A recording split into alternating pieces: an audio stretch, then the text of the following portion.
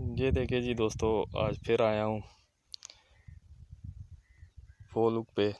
ये एक big add निकाला है। ये देखें, ये चिक तैयार की है। ये देख, ये चिक पे लगा है।